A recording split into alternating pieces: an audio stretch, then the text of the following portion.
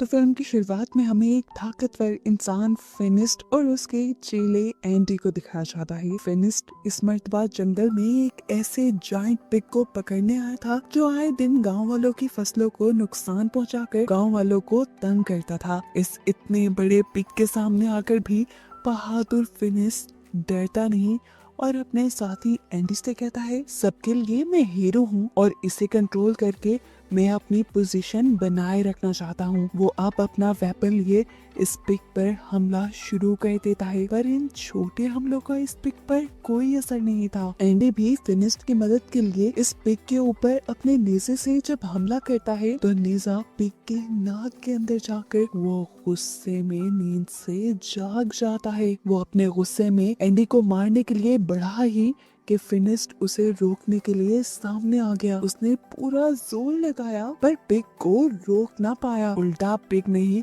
अपने थोड़े से जोर से उसे हवा में उड़ा दिया और फिनिस्ट दोबारा आकर पिग के ऊपर ही गिर गया। पिग को कंट्रोल करने के लिए एंडी ने फिनिस्ट के पास एक रस्सी फेंकी जिसे फिनिस्ट ने पकड़ भी लिया, लेकिन अगले ही पल वो पिग उड़ने लगा था। फिनिस्ट ने इसी रस्सी को उस पिग के दोनों पंखों और उसके सींग के इर्द गिर्द बांधकर उसे अपने कंट्रोल में कर लिया और फिर उसे अपने इशारों पर उड़ाते हुए ले गया गांव के अंदर। और जब सबने देखा कि इतने बड़े पिग को भी फिनिस्ट ने अपने कंट्रोल में कर लिया था तो सारे अब फिनिस्ट के नारे लगाने लगे। इसी क्राउड के अंदर बाबा यागा नामी एक जादूगरनी भी थी जो फिनिस्ट से कहती है, अगर तुम्हारे अंदर इतना जोर है तो तुम साबित करके दिखाओ। मेरे घर के सामने वाली नदी में एक बहुत बड़ा पत्थर आ गया है जिससे पानी आगे नहीं जा पा रहा। अगर तुम उसे हटा दो तो मैं तुम्हारा टैलेंट मान जाऊंगी। फिनिस्ट ये बात अना पे ले लेता है कि मैंने इतने बड़े बड़े काम किए और तुम मुझे इतना सा काम करने को कह रही हो। वो अब अपने बहादुरी की किस्से सुनाने लगा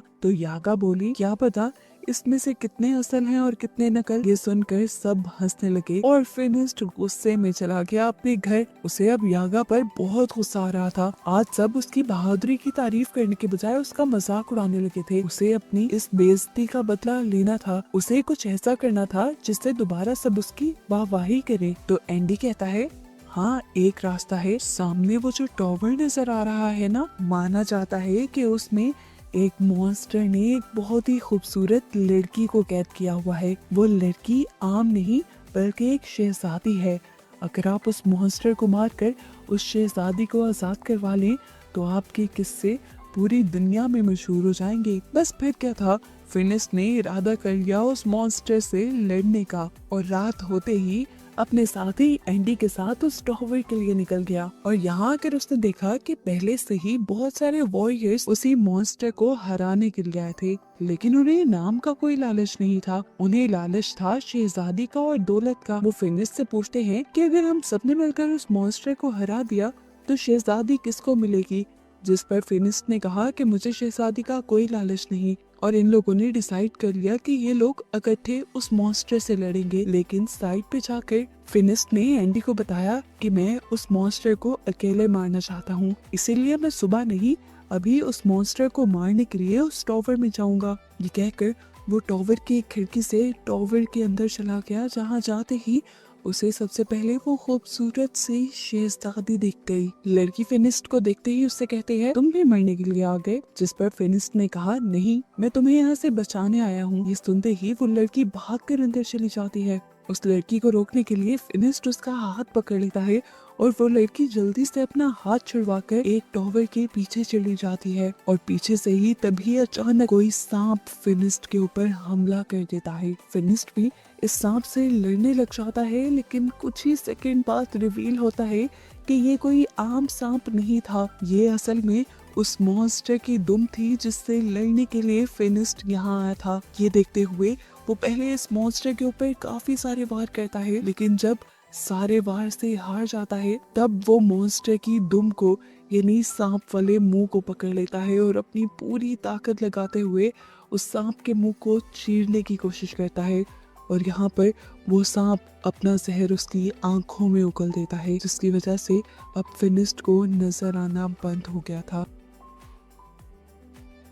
वो अंधा हो गया था। अंधा होने के बाद भी फिनिस्ट हार नहीं मानता और अपने पाँव से टटोलते हुए अपना वेपन ढूंढ लेता है और दोबारा से उस मॉन्स्टर के ऊपर हमला करता है, लेकिन मॉन्स्टर तो अब जैसे सामने से गायब हो चुका था। फिनिस्ट हमला कर करके इस टॉवर को तोड़ने लग गया। टॉवर टूटने की आवाज से वो सारे के सारे वॉरियर्स भी उठ खड़े हुए और फौरन से टॉवर वाले मलबे पे आए। उन्होंने यहाँ देखा तो इन्हें ना तो वो मॉन्स्टर मिला और ना ही शहजादी मिली, बस मलबे में दबा फिनिस्ट इन्हें दिखा। एंडी को जब पता चला कि फिनिस्ट की आंखें चली गई हैं तो वो उसे लेकर अब उसके घर छोड़ देता है। फिनिस्ट बहुत ज्यादा एग्रेशन में था, गुस्से में था अपनी आंखों के चले जाने की वजह से। उसकी ये हालत एंडी से देखी नहीं जाती और वो बाबा यागा के पास जाता है। उसने बाबा यागा को सब बताया कि किस तरह फिनिस्ट की आंखें चली गई हैं और वो उससे मदद लेने के लिए आया है, लेकिन बाबा यागा ने उसकी मदद करने के लिए साफ इनकार कर दिया क्योंकि फिनिस्ट ने भी उसकी मदद नहीं की थी। ये बात जब फिनिस्ट को पता चली तो वो बहुत उदास हो गया। वक्त गुजरता रहा और एंडी ने भी उसके पास आना अब कम कर दिया था। वो अपने सारे काम किसी तरह करता था, बाहर जाकर फल भी खरीद के लाता था, लेकिन रास्ते में ही बच्चे उसका फल चुरा लिया करते थे क्योंकि उसे नजर तो आता नहीं था। अब तो उसके पैसे भी खत्म होने लगे थे। एक दिन जब एंडी उसके घर आया तो उसने गुस्से में एंडी को खुद ही कह दिया कि तुम्हारे लिए मेरे पास कोई काम नहीं, तुम चाहो तो अपना दूसरा काम ढूंढ लो। ये सुनकर एंडी भी वहाँ से चला गया। दिन गुजरते रहते हैं, फिनिस्ट के सारे पैसे भी खत्म हो जाते हैं और वो दिन आन पड़ता है कि फिनिस्ट बाजार के गिरे हुए गले सड़े फल खाने पे मजबूर था। ऐसे ही एक दिन में उसे जब कोई गला सड़ा फल भी नहीं मिला तो वो अपनी बास्केट लेकर बाजार में ही बैठा था। बाबा यागा जब वहाँ से गुजरी तो उसने मजबूर फिनिस्ट को देखकर अपनी बास्केट से कुछ खाने पीने का सामान उसकी बास्केट में रख लिया। इससे पहले कि वो दोनों कोई बात कर पाते, दिखाया गया कि उनके गांव में कुछ लुटेरों ने हमला कर दिया। ये लुटेरे यहाँ पे धड़ाधड़ लोगों को मार रहे थे। फिनिस्ट चाहे देख नहीं सकता था, लेकिन वो सुन रहा था कि कैसे लोग मर रहे थे, तड़प रहे थे। अब जैसे ही लुटेरे उसके भी पास आते हैं तो वो लुटेरों की आवाज सुनकर उनके ऊपर हमला कर देता है। देख ना पाने के बावजूद भी उनकी आहटें सुन सुनकर वो एक वक्त में 2 से 3 डाकुओं से लड़ रहा था। ये देखते हुए दूसरा डाकू जो कि घोड़े पे सवार था, वो फिनिस्ट को काबू करने के लिए उसके ऊपर रस्सी फेंकता है, लेकिन फिनिस्ट उसी की रस्सी पकड़कर उसी को घोड़े से नीचे उतार देता है। उसने इसे भी अपनी तरफ खींच के खूब धुलाई की और अब डाकुओं ने उसे कंट्रोल करने के लिए पीछे से उसके ऊपर वार किया और वो वहीं पर बेहोश हो गया। उसे होश आया तो वो एक जहाज में था। उसके गर्दन और हाथों को लकड़ी में बंद किया गया था उसे कंट्रोल करने के लिए, और दिखाया गया कि इसी जहाज में उनके साथ बाबा यागा और गांव के और लोग भी थे। कुछ देर बाद यहाँ पर एंडी भी आ जाता है जो यहाँ आजाद घूम रहा था।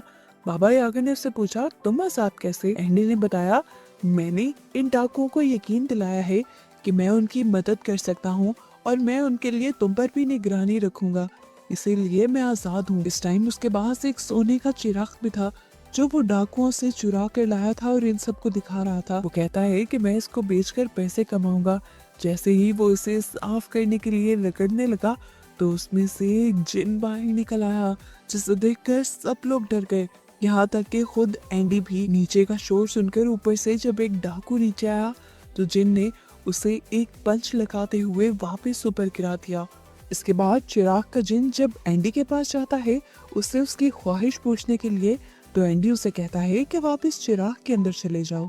जिन के वापस चिराग में जाते ही ऊपर से एक डाकू आकर एंडी के गले पे तलवार रखते हुए उससे अपना चिराग वापस ले लेता है। खैर कुछ देर बाद दिखाया जाता है कि ये लोग अरब पहुंच गए थे। डाकुओं ने अब इन सारे गुलामों को बेचने के लिए खड़ा कर दिया। वहाँ से एक नकाब पोशाक में गुजरा जिसने बाबा यागा, एंडी और फिनिस्ट को खरीद लिया। वो इन्हें लेकर अपने महल आ गया, जहाँ आकर ये लोग हैरान हो गए। इतने बड़े महल में रोबोट्स काम कर रहे थे और ये बहुत पुराना जमाना था। फिर उस अमीर आदमी ने अपने मुंह से नकाब हटाया और इन लोगों से कहा, हैरान मत हो, मैं एक साइंटिस्ट हूँ और ये रोबोट्स मैंने ही इन्वेंट किए हैं, मैंने ही बनाए हैं। मैंने और भी बहुत सारी ऐसी मशीन्स बनाई हैं जिनसे इंसानों का भला हो सके और उनका काम आसान हो सके। फिनिस्ट भी यहाँ उसे अपने पास्ट की कहानी बताता है कि वो पहले एक बहुत ज्यादा ताकतवर इंसान था लेकिन फिर अंधा होने के बाद उसकी लाइफ बहुत बेकार हो गई। साइंटिस्ट ने कहा, हाँ मैंने तुम्हारे बारे में और बाबा याको के बारे में सुना है, वरना तो मैं गुलामों को खरीद कर आजाद कर देता हूँ। खाने का टाइम हो रहा था। साइंटिस्ट अपने रोबोट से इन लोगों के लिए खाना मंगवाता है और ये लोग बहुत इम्प्रेस हो जाते हैं। जावर को लग रहा था कि ये कोई जादू है, जिस पर साइंटिस्ट बताता है, नहीं मैं पिछले 500 साल से इनके ऊपर काम कर रहा था। ये सुनकर यागा हैरान हो जाती है और उनसे पूछते हैं, 500 साल से आप अभी तक इतने जवान कैसे हैं? फिर साइंटिस्ट बताता है कि मैंने एक ऐसा लिक्विड भी तैयार किया है जो इंसानों को कई सालों तक जवान रखता है, और उसी लिक्विड से मैंने अपनी उम्र भी बढ़ाई है, अपने आप को जवान भी रखा है और अपने काम को भी आगे बढ़ाया है। वो अब इन्हें अपनी लैब दिखाने के लिए ले जाता है और फिनिस्ट उससे पूछता है, वो खास किस्म का लिक्विड आपने कैसे तैयार किया था? क्या उससे मेरी आंखें ठीक हो सकती हैं? साइंटिस्ट कहता है, उससे तो नहीं, लेकिन हाँ तुम्हारे लिए मेरे पास कुछ और है। वो यहाँ पर उसे एक ग्लासेस देता है जिसकी मदद से एकदम से सारा कुछ फिनिस्ट को नजर आने लग गया था। इससे वो बहुत ज्यादा खुश हुआ। साइंटिस्ट अब इन लोगों से कहता है, साइंस के जरिए कुछ भी करना पॉसिबल है, और जो लोग जादू का इस्तेमाल करते हैं और जादुई चीजें इस्तेमाल करते हैं वो दुनिया को नुकसान पहुंचाते हैं, और उन नुकसान पहुंचाने वाली चीजों को खत्म करने के लिए भी मैंने एक मशीन बनाई है। उनका एग्जाम्पल देने के लिए वो अब वो चिराग निकाल लेता है जो उसने लुटेरों से खरीदा था। यागा ने उसे वार्न भी किया कि तुम उससे दूर रहो, लेकिन साइंटिस्ट डरा नहीं और उसने चिराग को घिस दिया, जिसमें से जीनी बाहर निकला, और फिर उसने अपनी मशीन ऑन कर दी, जिस मशीन ने घूमते हुए जीनी को अपने अंदर सक कर लिया था। उसके खत्म होते ही साइंटिस्ट उन लोगों से कहता है, देखो मैंने इस जीनी को भी खत्म कर दिया। रात होने पर अब इस साइंटिस्ट को पता चलता है कि एक अजीब सा मॉन्स्टर उनके करीब की पहाड़ियों में देखा गया है जो आम इंसानों को नुकसान पहुंचा सकता है, और अब उसे पकड़ना ही होगा। ये बात जब वो फिनिस्ट को बताता है कि उसका शेर जैसा मुंह है और दुम उसकी किसी सांप की तरह है, तो फिनिस्ट समझ गया ये वही है जिससे वो सामना करके आया था। उसने साइंटिस्ट से कहा, मैं जरूर आपके साथ इस मिशन में जाऊंगा क्योंकि मुझे अपना एक पुराना उधार चुकाना है। लेकिन साइंटिस्ट फिनिस्ट को खतरे में नहीं डालना चाहता था। तब फिनिस्ट ने कहा, आप मेरी फिक्र मत करें, मैंने भी तो आपका एहसान उतारना है, चलो फिर ऐसे ही सही। ये सुनकर साइंटिस्ट उसे एक ऐसा बॉक्स दिखाते हैं जिसको मॉन्स्टर के करीब करके लीवर घुमाने पर मॉन्स्टर खुद ब खुद इस बॉक्स के अंदर कैद हो जाता। रात होने पर दिखाया जाता है कि चुपके से बाबा यागा साइंटिस्ट भी लैब के अंदर जा घुसी। असल में वो जवान होने वाला सीरम चुराना चाहती थी, लेकिन साइंटिस्ट ने उसे पकड़ लिया और कहा कि अगर तुम वाकई ही उस मॉन्स्टर को लाने में कामयाब हो गए तो उस सीरम का कुछ हिस्सा मैं तुम्हें भी दे दूंगा। सुबह जब ये लोग तैयार थे तो साइंटिस्ट ने इन्हें अपना गोल उड़ने वाला प्लेन दिखाया जो उस टाइम की बहुत अच्छी क्रिएशन थी। वो इन्हें इसे चलाना सिखाता है और बताता है कि इसके जरिए वो कुछ ही मिनट में लंबा फासला तय कर लेंगे। जाने से पहले साइंटिस्ट ने उन्हें ये भी कहा था कि मुझे वो मॉन्स्टर जिंदा चाहिए, उसे मार कर यहाँ नहीं लेके आना। यहाँ पर साइंटिस्ट फिनिस्ट को फिनिस्ट का हथियार भी देते हैं जिसे अब उन्होंने बहुत एडवांस बना दिया था। इसके बटन दबाने पे इसके अंदर से नई नई चीजें निकल रही थी जिससे फिनिस्ट और भी ज्यादा खुश हो गया। ये लोग अब उस प्लेन में बैठ के सफर शुरू कर देते हैं और प्लेन जल्द ही इन्हें उस पहाड़ी तक पहुंचा देता है जहां पर वो मॉन्स्टर था। काफी देर ढूंढने के बाद आखिरकार फिनिस्ट को उस मॉन्स्टर के पांव के निशान दिख जाते हैं। वो निशान एक गार के अंदर जा रहे थे जिसके सामने वो अपना बॉक्स रख देता है जिसमें उसने मॉन्स्टर को कैद करना था। अब फिनिस्ट को तो सिर्फ उसे ट्रैप करना था, इसीलिए वो बड़े मजे से अंदर गया और अपने वेपन का बटन दबाते हुए उसने सिर्फ मॉन्स्टर को ललकारा। मॉन्स्टर को चोट पहुंचाकर वो बाहर आ गया। कुछ जब वो तेजी से बाहर निकल रहा था तो गलती से उसका सर एक दरख्त से टकराने की वजह से वो बेहोश हो गया और मॉन्स्टर भी अब अपनी गार से बाहर निकल आया। इससे पहले कि वो मॉन्स्टर फिनिस्ट को नुकसान पहुंचाता, मॉन्स्टर के बाहर निकलते ही बाबा यागा जल्दी से उस बॉक्स का लीवर दबा देती है जिसमें से बहुत सारी चेन्स निकलकर उस मॉन्स्टर को पकड़कर अपने अंदर कैद कर लेती हैं और बाबा यागा ही फिर दोबारा लीवर दबाकर इस पिंजरे को बंद कर देती है। कुछ देर बाद फिनिस्ट को भी होश आ गया था और ये लोग अपना वापसी का सफर करने लग जाते हैं। सफर काफी लंबा था, आधे रास्ते में रात हो गई और ये लोग सो गए। अब रात में फिनिस्ट को पिंजरे के अंदर से किसी लड़की की आवाज आई। क्यूरियोसिटी में उसने पिंजरा खोलने का फैसला किया, हालांकि बाबा यागा उसे मना भी कर रही थी।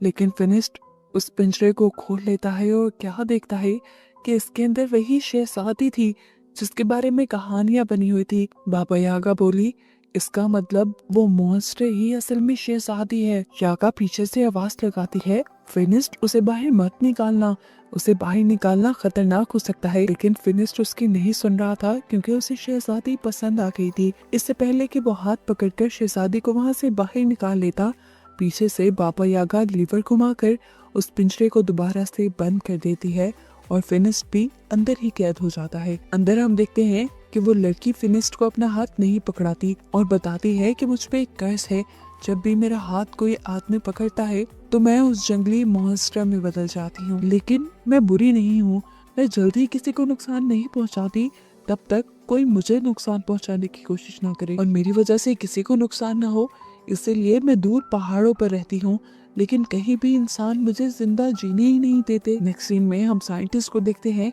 जिसने एक किसान की बिल्ली चुराई थी। किसान उससे भीख मांगने लगा कि बिल्ली कुछ नहीं बिगाड़ती हमारा, हमें फायदा ही देती है, रात में ये बिल्ली रोशन हो जाती है जिससे हमारा घर जगमगाता है। लेकिन किसान की बात कोई नहीं सुनता और साइंटिस्ट उसकी बिल्ली को ले जाकर उसी मशीन के नीचे रख देते हैं जो किसी भी चीज की जादुई ताकत खींच लेती है और इस तरह उस मशीन ने इस बिल्ली की जादुई ताकत भी खींच ली और उस बिल्ली के जादू से जितना भी सीरम निकलता है उसे जाकर अपने लॉकर में रख देता है, जहां हमें देखने को मिला कि उसने पहले से ही बहुत सारा सीरम इकट्ठा किया हुआ था। यहाँ पर फिनिस्ट और शहजादी को एक दूसरे से प्यार होने लगा है। बाबा यागा और एंडी उन्हें लेकर आ रहे हैं साइंटिस्ट के पास। ये लोग जब साइंटिस्ट के पास पहुंचे तो लैब से दूर खड़े होकर ही साइंटिस्ट को देखने लगे। उन्होंने क्या देखा कि साइंटिस्ट ने एक जादुई परिंदे का सारा जादू खींच लिया और उससे सीरम बनाकर अपने रोबोट्स में डाल दिया। यानी ये रोबोट्स उसकी कोई इन्वेंशंस नहीं थी, ये रोबोट्स भी जादू से चल रहे थे, जिस जादू को वो दूसरी जादुई चीजों से निकाला करता था। बाबा यागा गुस्से में अब उसके सामने आती है और उससे कहती है, तुम झूठे हो, तुम्हारे ये सब काम तुम्हारी इन्वेंशंस नहीं है, तुम्हारे ये रोबोट्स भी जादू से चलते हैं, यहाँ तक कि तुम्हारी उम्र भी इस जादू ने ही लंबी की हुई है और ये जादू तुम मासूम जानवरों को मारकर हासिल करते हो। ये सुनते ही साइंटिस्ट को गुस्सा आ जाता है और वो कहता है, मैं अपना सच जानने वालों को जिंदा नहीं छोड़ता। बाबा यागा और एंडी दोनों डर जाते हैं और वहाँ से भागने लगते हैं। बाबा यागा ने जल्दी से उस शहजादी और फिनिस्ट को भी आजाद कर दिया था क्योंकि वो जानती थी कि अब साइंटिस्ट उनका भी बुरा हाल करेगा। ये सुनते ही वो शहजादी बताती है, मैं उसके बारे में जानती हूँ, वो काफी टाइम से ही मेरे पीछे पड़ा हुआ है। इनकी इन्हीं बातों के दौरान ही यहाँ पर साइंटिस्ट आ जाता है। वो जानता था कि ये लोग यहाँ से भागने की कोशिश करेंगे, इसीलिए अपने सारे ही टर्टल रोबोट से उनको कैद करवा दिया और फिर शहजादी के अंदर से भी जादुई ताकतें सक करने लगा। ये देखकर फिनिस्ट को गुस्सा आ गया और उसने करीब जाकर शहजादी को बचाने की कोशिश की, लेकिन वो बचा तो नहीं पाया, पर शहजादी का हाथ पकड़कर उसे मॉन्स्टर बना दिया। मॉन्स्टर बनते ही शहजादी ने अपनी जंजीरें तोड़ी और वहां से भाग गई। मौका पाते ही जंजीरें तुड़वाकर बाबा यागा और फिनिस्ट भी कैमल के साथ यहाँ से भागने की कोशिश करते हैं, लेकिन साइंटिस्ट के आदमी अब उनके पीछे पड़ चुके थे। बाबा यागा अपने जादू से अपने हाथ में मौजूद तरबूज के कुछ बीजों को तरबूज में बदलकर उनके ऊपर हमला करती है और दूसरी तरफ साइंटिस्ट अब अपना एक बहुत बड़ा टर्टल निकाल लेता है बाबा यागा और फिनिस्ट को पकड़ने के लिए। वो किसी भी हाल में पकड़कर उन्हें मारना चाहता था। हालांकि एंडी ने उसे कहा भी कि जितना जादुई सीरम आपके पास है वो काफी नहीं है, लेकिन उसने बात नहीं मानी। वो बड़ा सा टर्टल उसका जैसे ही महल में निकला था तो पूरा महल टूट गया था।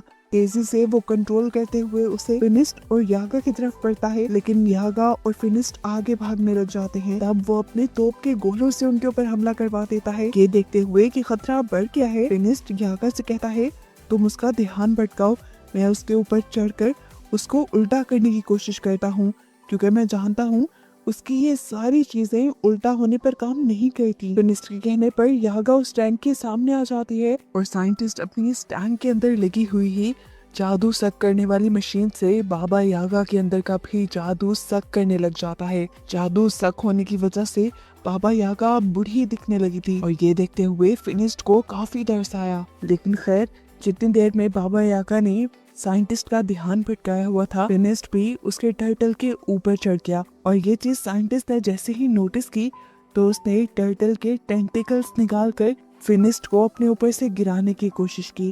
फिनिस्ट तो नहीं गिरा, लेकिन उसका चश्मा गिर गया जिससे उसे नजर आना बंद हो गया। उसका चश्मा गिरते हुए बाबा यागा देख चुकी थी, इसीलिए बाबा यागा अब उसे नीचे से देख देख के लड़ने की इंस्ट्रक्शन देती है।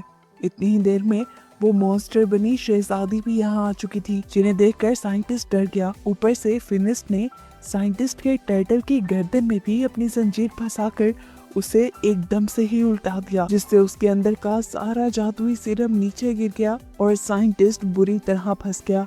अपने आप को बचाने के लिए वो अपने जादुई पंखों से उड़ना तो चाहता था, लेकिन उड़ भी नहीं पाया और अपने ही जादुई सीरम में गिरकर मर गया। यहाँ दिखाया गया कि ज्यादा जोर लगाने की वजह से फिनिस्ट भी बेहोश हो चुका था। शहजादी उसको ऐसे गिरा हुआ देखकर रोने लगी, क्योंकि अब शहजादी को उससे प्यार हो गया था। उसके आंसू जैसे ही फिनिस्ट की आंखों पर गिरे तो फिनिस्ट को होश भी आ गया और सरप्राइजिंगली उसकी नजर भी वापस ठीक हो गई। यहाँ पर फिनिस्ट उससे अपने प्यार का इजहार करता है और हमेशा साथ रहने को कहता है, लेकिन शहजादी उसे बताती है कि कर्ज की वजह से मैं तुम्हारे साथ रहना नहीं चाहती। हालांकि मैं लाख ऐसा चाहूंगी तो। फिनिस्ट उदास हो जाता है और अपने बाकी साथियों के साथ अपने गांव वापस आ जाता है। वो अभी भी शहजादी की याद में पागल हो रहा था, जबकि यहाँ दिखाया गया कि बाबा यागा दोबारा से जवान होने की रेसिपी ढूंढ रही थी और तभी उसे कर्ज हुई शहजादी के कर्ज को ठीक करने का एक तरीका मिल जाता है। वो खुश होकर फिनिस्ट के पास जाती है और उसे ये खुशखबरी देती है कि उस शहजादी को कर्ज जानबूझकर दिया गया था, जिसमें शहजादी की गलती नहीं थी और उस कर्ज को ठीक किया जा सकता है। और हमें पता चलता है कि ये लोग अगला मिशन कर्ज को हटाने का ही करेंगे। लेकिन फिलहाल के लिए ये मूवी यहीं पर खत्म हो जाती है।